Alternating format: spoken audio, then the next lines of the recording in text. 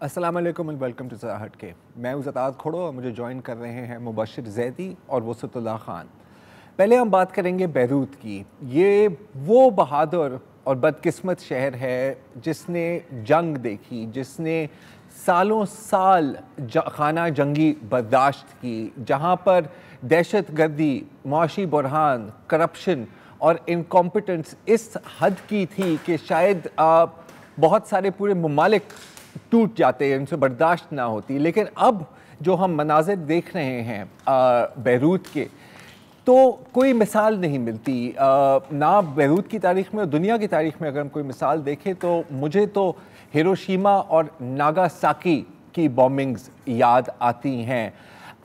Disaster اس نوعیت کا ہے، اس شدت کا ہے کہ ابھی تک یہ بھی اندازہ نہیں لگایا جا رہا کہ کتنے لوگوں کی جانیں گئی ہیں، کتنا نقصان ہوا ہے. اور یہ سوال پوچھا جا رہا ہے کہ یہ شہر بھی جس نے اتنی آفتیں دیکھی، جس نے اتنا کچھ برداشت کیا، کیا یہ ایک بار پھر کیا بیروت کی عوام ایک بار پھر اپنا سر بلند کر سکیں گی؟ اس پہ مزید بات کرنے سے پہلے ایک انفارمیشن آپ سے شیئر کرنی ہے کہ اگر آپ کے کوئی جاننے والے اس وقت بیروت میں ہیں اور آپ کا رابطہ نہیں ہو رہا، تو منسٹری آف اوورسیز پاکستانیز نے کچھ نمبرز جاری کیے ہیں. یہ ایمرجنسی نمبرز ہے، ای میل بھی ہے، اور جو آخری نمبر ہے وہ واٹس ایپ نمبر ہے. آپ وہاں پر رابطہ کر سکتے ہیں اور ان کے بارے میں آپ پتہ کر سکتے ہیں. اگر آپ ابھی نہیں نوٹ کر سکتے تو یہ منسٹری آف اوورسیز پاکستانیز کی ویب سائٹ اور ان کے ٹویٹر اکاؤنٹ پر بھی اویلیبل ہے. اچھا، صرف ویڈیوز اور تصویریں دیکھنے سے شاید ہمیں اندازہ نہیں ہو سکتا کہ اس وقت بیروت کی عوام پر، لبنان کے لوگوں پر انفیکٹ کیا گزر رہی ہے.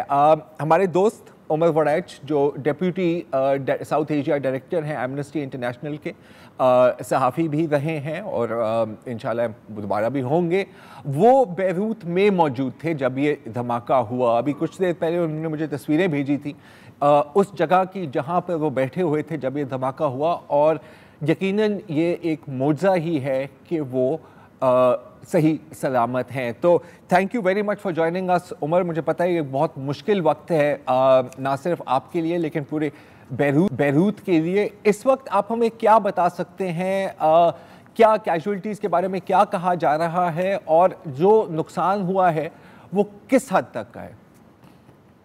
شکریہ زرار. آج صبح تو صحیح طریقے سے پتہ چلا ساروں کو کہ کتنا نقصان ہوا ہے. کل یہ جو دھماکہ ہوا، یہ ہوا تھا کل رات کے 6 بجے کے بعد، اور تب لوگوں نے صرف یہی کوشش کی تھی اپنے آپ کو بچانے کے لیے، اپنے رشتہ داروں کو بچانے کے لیے، کوئی جگہ ڈھونڈنے کے لیے جدھر وہ رہ سکیں، کیونکہ ان کے گھر تباہ ہو گئے ہیں. لوگ ہسپتالوں میں بھرے. پھر صبح اٹھ کے لوگوں نے پھر دیکھا کہ ان کے شہر کے ساتھ کیا ہوا ہے، کیا تباہی ہوئی ہے بیروت کی. بیروت جس طرح آپ نے ذکر کیا، جو جنگیں دیکھی ہیں، اساسینیشنز دیکھی ہیں، انویژنز دیکھی ہیں لوگوں نے، اس سے بڑھ کے تباہی ہوئی ہے اس حد تک کہ کوئی ایک کنارہ نہیں بچا ہے شہر کا جدھر کوئی نقصان نہ ہوا ہو.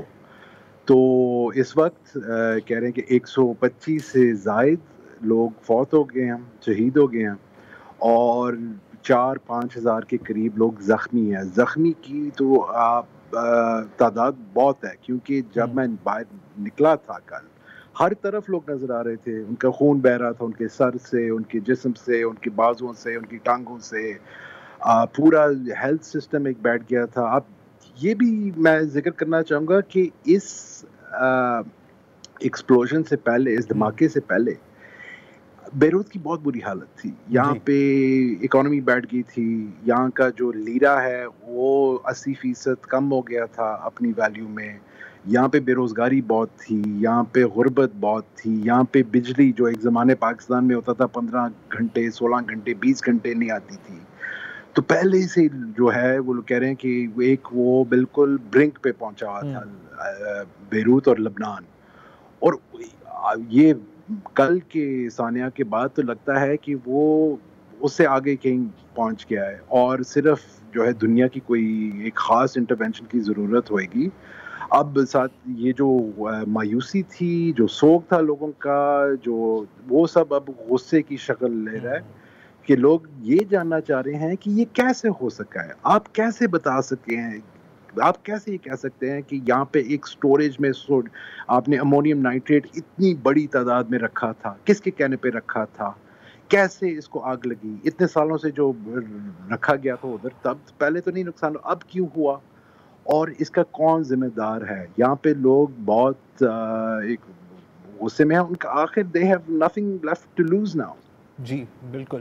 اچھا جی عمر، جیسے آپ نے کہا کہ وہاں پہ 2014 سے کہا جا رہا ہے کہ یہ اسٹور ہوا تھا 2750 ٹن ایمونیم نائٹریٹ، بہت بڑی ایک اماؤنٹ کوانٹٹی ہوتی ہے. تو اب انہوں نے وہ کچھ پورٹ آفیشلز کو تو انڈر اریسٹ کیا ہے، مگر کیا پکچر واضح ہو رہی ہے سب سے پہلے کہ یہ کیا تھا؟ یہ ایکسیڈنٹ تھا، یہ ایک ٹیررسٹ ایکٹ تھا، کیا تھا؟ ابھی تک نہیں پتا. اس میں اب کسی نے کوئی چیز رول آؤٹ نہیں کی، اور لوگوں کی یہ التجا ہے کہ کوئی ایک انڈیپینڈنٹ اور انٹرنیشنل قسم کی جو نا تحقیقات ہوئے، کوئی انویسٹیگیشن ہوئے جو کریڈیبل ہوئے، کیونکہ لوگ یہاں پہ نہیں مانتے کہ حکومت اپنے آپ کو انویسٹیگیٹ کرے تو اس کے رزلٹ کو تو پتہ ہے. وہ تو ہمیں پاکستان میں بھی ہر دفعہ پتہ چلتا ہے کہ آپ JIT کھڑی کر دیں تو آپ کو کیا ملتا ہے. کہا یہ جا رہا ہے کہ 3 شپس تھے گندم کے ڈاک ہوئے جو اس سارے اس میں تباہ ہوئے ہیں. پہلے ہی ان کی حالات ایسے ہیں، 3 ہسپتال تباہ ہو گئے، وہاں سے ایویکویٹ کیے. تو یہ میڈیکل ایمرجنسی بھی ہے، فوڈ ایمرجنسی بھی ہے، جیسے آپ نے کہا شیلٹر کی ایمرجنسی بھی ہے. تو آپ کیونکہ وہاں ہیں، کوئی ایسا UN کی طرف سے یا کسی کی طرف سے آیا؟ کیونکہ انڈیویجولی فرانس نے بھی اعلان کیا، دوسروں نے بھی اعلان کیا، کچھ ممالک نے کہ وہ امیڈیٹلی بھیج رہے ہیں کچھ ایڈ. تو کب تک توقع ہے کہ وہ پہنچ جائے گی؟ ایک چیز ہے مبشر، یہاں پہ جو لبنانی لوگ ہیں ان کی ایک، جس طرح زرار نے ذکر کیا اور یہ پوری دنیا میں لوگ کہتے ہیں کہ بڑی ریزیلینس ہے، جس طرح کراچی کے لوگوں کے بارے میں کہتے ہیں کہ جدھر ریاست کام نہ آئے تو وہ خود کوشش کرتے ہیں ایک دوسرے کی مدد کرنے کی. اب اس میں ایک بات ہے کہ کسی قوم کو یا کسی ملک کو یہ آپ کبھی یہ توقع نہ کریں کہ وہ ہر کرائسس کے تھرو گزرتے جائیں. اب یہ تو دس از این انجسٹ تھنگ، یہ تو اب زیادتی کر رہے ہیں. پر آج کل لوگ صرف ایک دوسرے کو دیکھ کے ایک دوسرے کی مدد کر رہے ہیں. لبنان کی ایک اور چیز ہے کہ سوچیں کہ یہ ایک ملک ہے جس کی اچھے تعلقات ہیں امریکہ کے ساتھ، فلانے سیاست کے، ان کے سیاستدانوں کے، فرانس کے ساتھ جو ایک کلونیل پاور رہی تھی، سعودی عرب کے ساتھ جو مثلا حریری خاندان کے ساتھ بڑی قریب رہے تھے، اس حد تک کہ جب نواز شریف کا وہ ڈیل ہوئی تھی تو سعد حریری اس میں پلیئر تھے. پھر ایران کے ساتھ جو حزب اللہ کے تعلقات ہیں. تو یہ سارے ممالک جو کافی تگڑے ہیں اکنامکلی، پاورفلی بھی، یہ کیوں نہیں مل کے کچھ کر رہے؟ اس چیز کے انتظار تو یہ لبنانی قوم کافی 1-2 سالوں سے کر رہی ہے. آپ کو شاید یاد ہوئے کہ کئی مہینے پہلے، 1 سال پہلے تو یہاں پہ تو ایک پوری ریولوشن شروع ہو گئی تھی اس بات پہ کہ ان کی اکنامک رائٹس نہیں بڑھے. تو یہ ایک بڑی ضرورت کی وقت ہے. لوگوں نے، یہ عالمی دنیا نے بہت دیر کر دی ہے لبنان کی مدد کرنے میں، اور اگر اب نہیں کیا تو پتہ نہیں کیا رہ جائے گا. بالکل. بہت شکریہ Umar. We'll be in touch and اللہ آپ کو حفظ و امان میں رکھے اور پوری بیروت اور لیبنان کی عوام کو. میں بس ایک آخری بات کہنا چاہ رہا ہوں کہ جیسے ابھی عمر صاحب کہہ رہے تھے کہ لوگ ایک انسان کی مدد کرتے ہیں، تو کافی ریسرچ کرنے کے بعد ایک ویب سائٹ ملی ہے جہاں پر اگر آپ کچھ ڈونیٹ کرنا چاہیں، اور یہ کافی تصدیق شدہ لسٹ ہے، یہ ہے lebanoncrisis.carrd.co. اس میں بین الاقوامی اداروں کا بھی ذکر ہے اور لوکل NGOs کا بھی ذکر ہے. یہاں پر ایک وقفہ لے لیتے ہیں.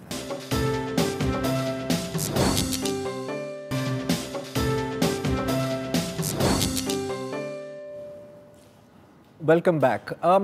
چند دہائیوں میں ہی پوری قوموں کی، پورے ملکوں کی تقدیریں ہی تبدیل ہو جاتی ہیں. کبھی کبھی لگتا ہے کہ پورے ملک ہی تبدیل ہو جاتے ہیں. جیسے کہ 1992 میں جب بھارتی شہر ایودھیا میں لاکھوں ہندو انتہا پسندوں نے بابری مسجد پر حملہ کیا اور بابری مسجد کو تباہ کر دیا، تو کم از کم ایک چیز جو ہوئی بھارت میں کہ तनकीद हुई। भारतीय जनता पार्टी जिसने 80 की दहाई से ये एक मुहिम चलाई थी, उनको भी तनकीद का निशाना बनाया गया और कुछ ऐसा लगा कि एक कुछ शर्म हो रही है कि यार ये हमारे मुल्क में ऐसा कैसे हो गया।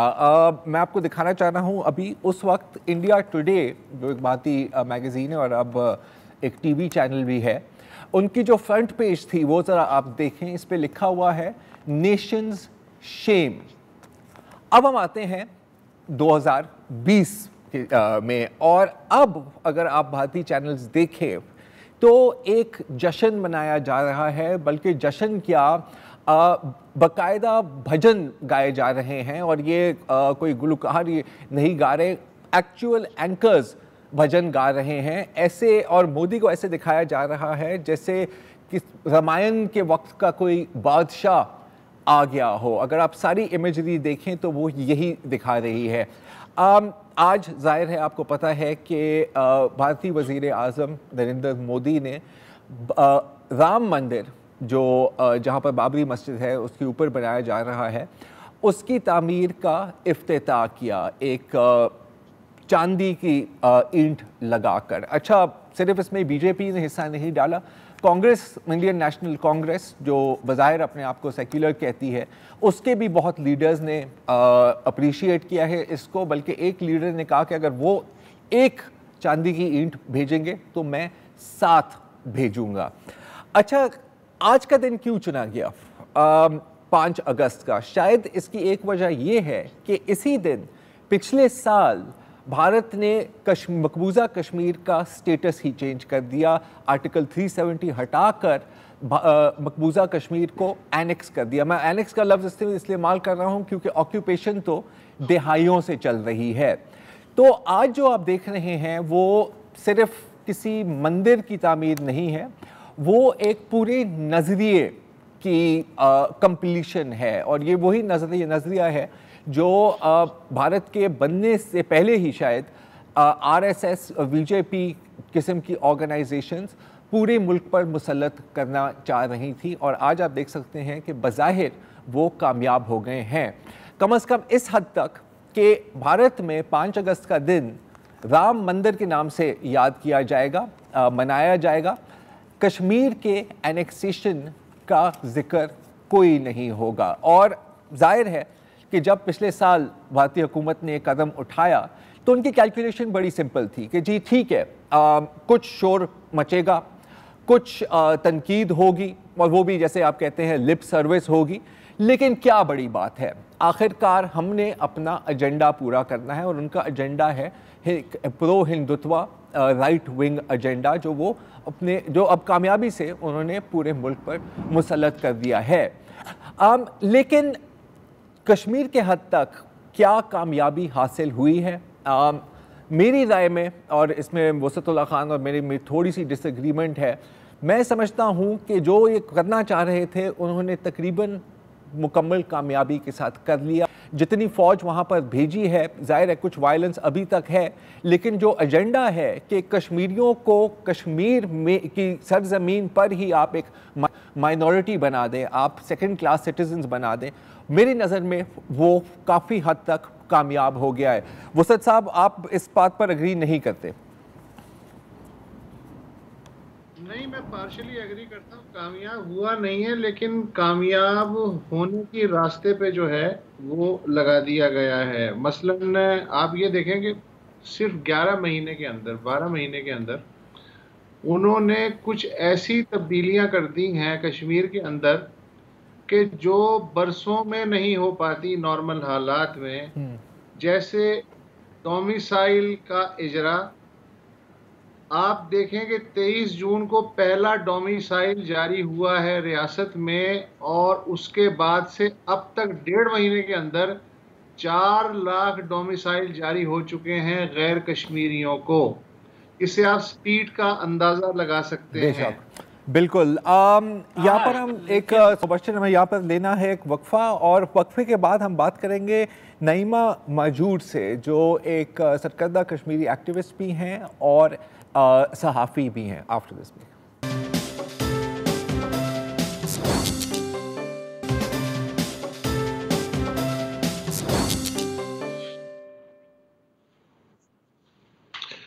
इस सेगमेंट में आपको वेलकम बैक नहीं कहूँगा। उसकी वजह यह है कि आज पहली बरसी है जो मकबूजा कश्मीर है उसकी एनेक्सेशन की इंडिया में, सो कॉल्ड एनेक्सेशन, इसलिए कि इंडिया के अलावा तो कोई बाकी दुनिया उसे तस्लीम नहीं कर पा रही। वादा ये किया गया था, इसको छोड़े कश्मीरी क्या महसूस कर रहे हैं। वादा मोदी हुकूमत ने ये किया था कि हम इसलिए इसका इदगाम कर रहे हैं बाकी हिंदुस्तान में ताकि तरक्की के रास्ते खुल सकें।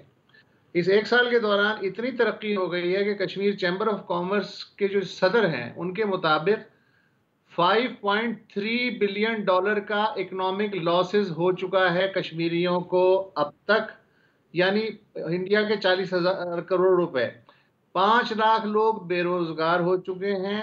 3 मिलियन लोग हॉर्टिकल्चर यानी फलों और सब्जियों और ज़ाफ़रान वगैरह की काश्त और दस्तकारियों से जुड़े हुए थे, वो सब के सब जो हैं हैरान परेशान हैं। जो लेक डल के शिकारे थे उसके मल्लाह खीरे और सिगरेटें बेच रहे हैं और उनका पूरा नहीं बढ़ रहा है। तो ये तो है तरक्की का हाल।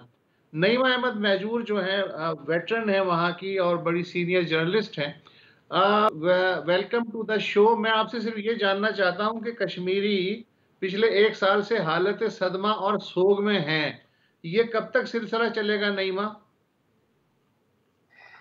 देखिए, ये सिलसिला कब तक चलेगा इसका जवाब तो भारतीय हुकूमत के पास है कि वो जब तक बंदूक की नोक पे ये कहेंगे कि कश्मीर को हिंदुस्तान के साथ मुकम्मल तौर पे इंटीग्रेट करना है और उस इंटीग्रेशन के लिए आर्टिकल 370 को हटाना है, आईन छीनना है, परचम छीनना है और शिनाख्त छीननी है, तो इस सब के होते हुए फिर ये भी कहना कि एक बहुत बड़ा लॉजिक जो आपने भी बताया कि डेवलपमेंट प्रोसेस जो है जिसमें रुकावटें आ रही थी आर्टिकल 370 की वजह से, और उन रुकावटों को हटाना है।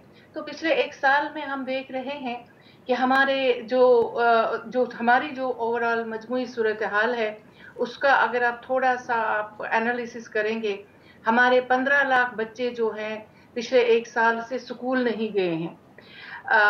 40,000 करोड़ का नुकसान आपने बताया, वो सिर्फ वो है वो जो सियाहत और जो हमारी ज़राअत की इंडस्ट्री है उसके साथ जो जुड़े हुए हैं। वो जो आम दुकानदार हैं जो बाहर नहीं निकले, एक साल से दुकानें बंद रखे हुए हैं क्योंकि रेस्ट्रिक्शंस इतनी है, कर्फ्यू है, लॉकडाउन है, तो उसकी वजह से वो सारा बंद है। और 5 लाख बच्चे जो हैं जिनका रोजगार छिन गया है, और उससे पहले अनएम्प्लॉयड यूथ की तादाद जो है 4.5 लाख थी। तो ये 1 लाख सिर्फ जो है आईटी सेक्टर में जो लोग काम कर रहे थे उनका आपने हिसाब नहीं किया, जिनकी जॉब छूट गई है बिकॉज ऑफ कम्युनिकेशन लॉकडाउन। तो अगर इसको आप पैमाना रखेंगे कि एक साल में हमने क्या हासिल किया है सिर्फ मुसीबतों के, तो मुझे लगता है कि वो सही कहना होगा। और हुकूमत भारत कब तक चाहती है कि ये सूरत हाल बरकरार रहे और इज्तिमाई सज़ा के तौर पे कश्मीरियों पे दबाव कायम रखा जाए, तो वो बता सकते हैं कि वो कब तक इस तरह की सूरत हाल कायम रखें। अच्छा नईमा, यही जो आपने अभी बात की, देखो कहने के लिए तो उन्होंने कहा था कि जी बिल्कुल हम डेवलप करेंगे, लेकिन जो असल एजेंडा है वो तो मेरा ख्याल है कि काफ़ी जाहिर है कि कत्ल तो वैसे भी किया जाता है कश्मीरियों को, यहाँ पर इसके साथ साथ एक इकोनॉमिक मर्डर भी किया जा रहा है। और शायद इसका मकसद यही है, इनफैक्ट क्लियरली इसका मकसद यही है कि जो कुछ रेजिस्टेंस है वहाँ पर वो भी ख़त्म हो जाए, ये बिल्कुल झुक जाए, बिल्कुल टूट जाए। आप ख़ुद आपका ताल्लुक़ कश्मीर से है, आप कश्मीरियों को जानती हैं, आप उनके DNA को समझती हैं, क्या ऐसा मुमकिन है? देखिए, जहाँ तक कश्मीरी DNA का ताल्लुक है उसमें रेजिस्टेंस बहुत है। वो जीन ही ऐसा पैदा हुआ है कि जिसमें रेजिस्टेंस इतनी है कि इतना सब होने के बावजूद भी आज तक जो है कश्मीरी उसको इस रेजिस्टेंस को, उस रेजिलियंस को कायम रखे हुए हैं।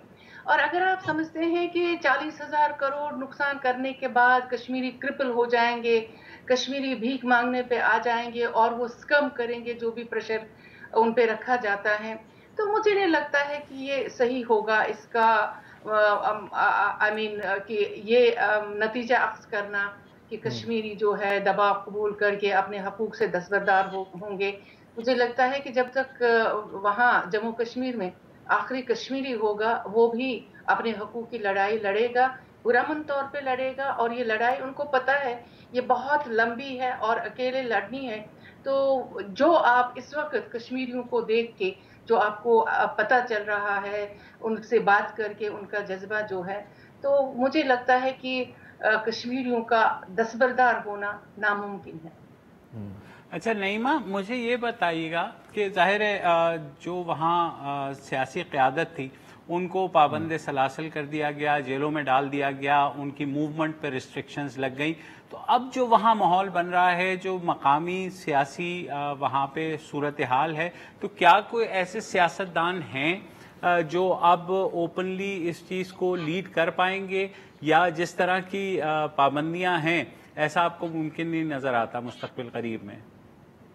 देखिए, आपको लीडरशिप को दो हिस्सों में बांट के देखना होगा। एक तो है सेपरेटिस्ट लीडरशिप, जिनमें जो ज्यादातर या तो जेलों में बंद है या घरों में नजरबंद है, तो उनको पहले भी आप लोगों ने बहुत ही क्रिपल किया है। वो बाहर मूवमेंट नहीं कर सकते, वो कोई प्रोटेस्ट नहीं कर सकते।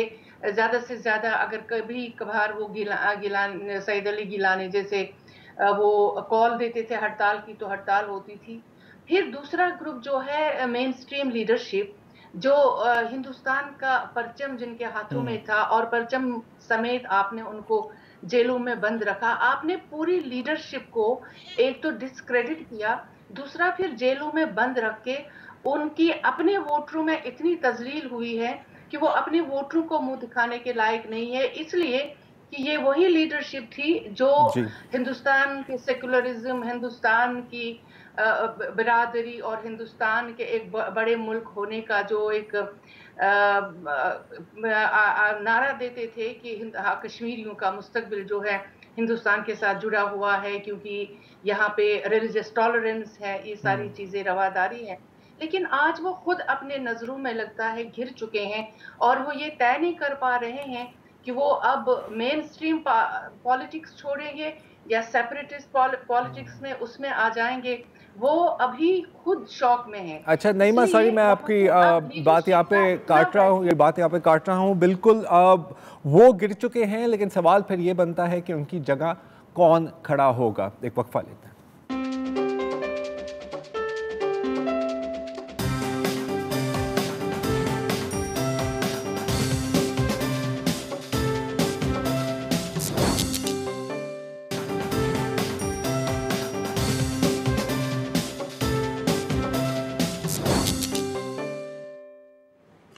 Welcome back. और हम बात कर रहे हैं मकबूजा कश्मीर की सहाफ़ी नईमा अहमद महजूर साहिबा से, जो हमें बता रही थी कि भारत के इस गैर आइनी इक़दाम के बाद जो वहाँ भारत नवाज सियासी जमातें या सियासी लीडर्स हैं, वो अपने वोटरों की नज़र में भी गिर गए हैं, उनको पाबंद सलासल भी कर दिया गया है। तो नईमा, अब अगला सवाल लॉजिकली यही बनता है कि अब कौन मज़ाहिमत की भाग दौड़ वहाँ संभालेगा?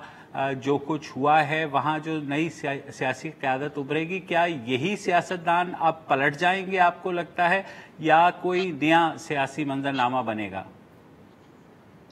देखिए, इन सियासतदानों को अभी तो इनमें से बेशतर जो है अभी घरों में कैद हैं, और आज भी फारूक अब्दुल्ला ने कोशिश की थी कि मेन स्ट्रीम लीडर जो रिहा हुए हैं उनसे मिलने की, और उन्हें अपने घर बुलाया था, लेकिन उन्हें मिलने नहीं दिया। और 2 मेंबर पार्लियामेंट जो थे वो वहाँ पे चले गए थे, उनको भी मिलने नहीं दिया। ये मेन स्ट्रीम लीडरशिप जो है, वो चाहे फारूक अब्दुल्ला हैं, उमर अब्दुल्ला है, महबूबा मुफ्ती है, या कांग्रेस के जो गुलाम अहमद मीर हैं, ये सारे लोग चाहते हैं कि एक यूनाइटेड फ्रंट बनाएं, और ये जो भी हुआ है 5 अगस्त वाला फैसला, इसके खिलाफ ये कानूनी तौर पे लड़ाई लड़ें, जैसा कि उमर अब्दुल्ला ने भी कहा है कि सुप्रीम कोर्ट में हमारा केस पड़ा है और लीगली। लेकिन मुझे लगता है कि इनके लिए भी बहुत सारे मसाइल हैं अब, इसलिए कि अगर ये 370 का रेस्टोरेशन चाहते हैं तो गवर्नमेंट ऑफ इंडिया उसके लिए तैयार होगी कि नहीं, اور ان کے لیے بھی وہ بہت بڑا چیلنج ہوگا. اور ووٹر بھی جو ہیں بچے کچے ان کے ووٹر وہ بھی اب یہ شاید ایکسیپٹ نہیں کریں گے کہ اگر انہوں نے پھر سے نعرہ دیا کہ آرٹیکل 370 کو ریسٹور کرنے کا, تو ان کے لیے یا تو, بلکہ کسی نے یہ کہا بھی تھا اب 2 ہی راستے بچے ہیں, یا تو سب کو یونائٹڈ ہو کے آزادی کے لیے لڑنا ہوگا, یا پھر ہندوستان کے ساتھ مل کے اسی طرح رہنا ہوگا جس طرح ہندوستان کے باقی شہری رہ رہے ہیں. اب دیکھنا یہ ہے کہ جو بھی لیڈرشپ ہے مین سٹریم وہ کون سا راستہ اختیار کرتی ہے اور کون سا ڈائریکشن جو ہے اس کا تعین کرتی ہے. اس کے بعد ہی پتہ چلے گا کہ یہ مزاحمت کی تحریک جو ہے کون سا رخ اختیار کرے گی. اچھا نعیمہ, ایک آخری سوال, اور یہ سوال بار بار پوچھا جاتا ہے اور شاید ہمیں اس کا صحیح جواب نہیں ملتا. ہم بطور مطلب اگر میں پاکستان کے پرسپیکٹیو سے بات کروں یا کسی بھی انڈیویجول کی پرسپیکٹیو سے بات کروں, اگر ہم کشمیر کے عوام, مقبوضہ کشمیر کے عوام کو سپورٹ کرنا چاہتے ہیں تو کیسے, ہمارے سے کیا ایکسپیکٹیشن ہے, اگر کوئی ایکسپیکٹیشن ہے بھی صحیح؟ دیکھیے, بحیثیت کشمیری قوم کشمیریوں کو پاکستان سے بہت زیادہ ایکسپیکٹیشن ہے. وہ ایکسپیکٹیشن وہ زیادہ اس وقت ریز ہو گئی جب عمران خان صاحب نے اقوام متحدہ میں تقریر کی اور یہ وعدہ کیا کہ وہ کشمیریوں کے ایمبیسڈر بنیں گے. اور کشمیری بھی چاہتے ہیں کہ ایک پرامن طریقے سے ان کا جو کیس ہے دنیا کی عدالت میں اس کو لڑا جائے, اور وہ اگر پاکستان اس میں کشمیریوں کی ہیلپ کرتا ہے اور دنیا کے کونے کونے تک بیداری کرواتا ہے کہ کشمیر کا مسئلہ ہے اور کشمیر کے مسئلے کو حل کرنا ہے, وہ کس طرح حل کرنا ہے, وہ اگر کشمیریوں کی رائے پوچھی جائے تو میرے خیال میں کافی کچھ جو ہے حالات سنبھل سکتے ہیں. لیکن یہ ہے کہ پاکستان کو, کشمیریوں کو اس بات کا احساس ہے اور وہ اس کی سراہنا کرتے ہیں کہ ایٹ لیسٹ پاکستان ہے ان کے سپورٹ میں جو اس وقت ان کا کیس دنیا میں لڑ رہا ہے. ہاں کمزوری ہے, بہت اچھے طریقے سے بھی لڑا جا سکتا تھا اور کشمیریوں کو ساتھ ملا کے بھی اس کیس کو آگے لے جایا جا سکتا ہے, لیکن پھر بھی جو کچھ بھی اب پاکستان کر رہا ہے, چاہے پاکستانی میڈیا, اب پاکستانی میڈیا نے بھی کشمیر پہ بات کرنا شروع کر دیا ہے, تو مجھے لگتا ہے کہ اس سپورٹ کو سوری نعیمہ صاحبہ میں آپ کی بات کاٹ رہا ہوں, شو کا وقت ختم ہو گیا ہے, اجازت دیجیے ناظرین, خدا حافظ.